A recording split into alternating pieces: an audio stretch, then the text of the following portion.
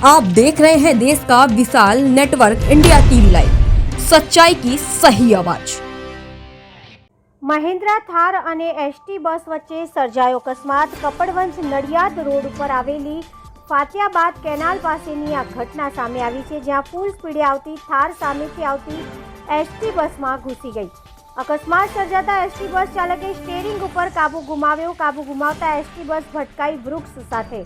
થાર ચાલકનું ઘટના સ્થળે કમકમાટી ભર્યું મોત નીપજ્યું, તો એસટી બસમાં સવાર મુસાફરોને પહોંચી નાની મોટી ઇજાઓ।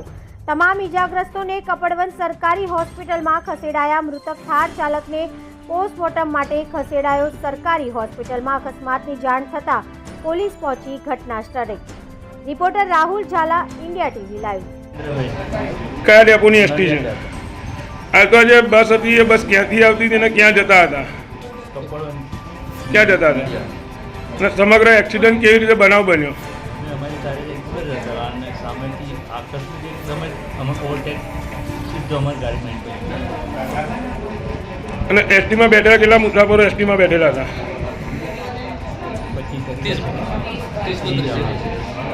એમાંથી કેટલા લોકોને વાગ્યું છે?